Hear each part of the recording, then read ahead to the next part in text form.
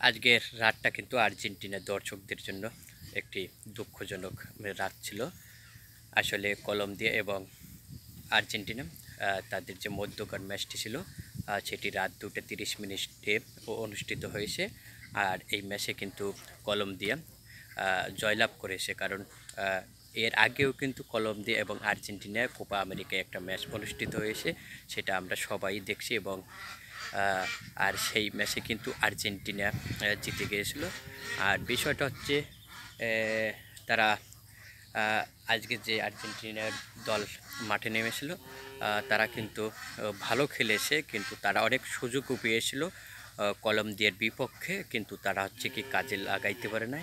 আর আমরা অনেকেই মনে করি আর্জেন্টিনা কেন হারে না, কিন্তু আর্জেন্টিনা কিন্তু হেরে গেছে কলম্বিয়ার কাছে। এটা আমাদের মাথায় রাখতে হবে। কোনো দলেই শক্তিশালী না, আবার কোনো দলেই যে দুর্বল তাও না, কিন্তু গোল বলের খেলা, কোন দল কি কোন সময় জিতবে এটা বলা যায় না।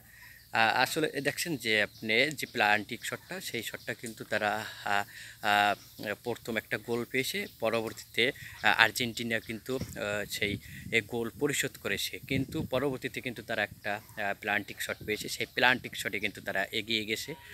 আর আমরা অনেকেই মনে করি যে আমাদের যে দল আর্জেন্টিনা, সেই দলে মেসি নেইমার নাই, এর কারণে হয়তো তারা হারছে। এটারও কিছু প্রভাব আসে। আসলে ভালো প্লেয়ার যারা তারা দলে না থাকলে অবশ্যই যারা জুনিয়র প্লেয়ারগুলো থাকে তাদের ভিতরে কিরকম একটা প্রভাব পড়ে, খেলা নিয়ে একটা প্রভাব পড়ে। আর হয়তো মেসি থাকলে হয়তো উপরের সাইডটা আর একটু ভালো খেলতো, এবং ডিমেরা থাকলে হয়তো আরও ভরসা রাখতে পারতো আর্জেন্টিনার যারা দর্শক ছিল।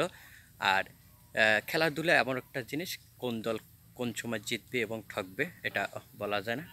আসলে সবাইরই একটা আশা থাকে যে আমার দল জিতবে, কিন্তু এর দিক দিয়ে আর্জেন্টিনা কিন্তু হেরে গেছে আজকেও, এটাও মানতে হবে আমাদের।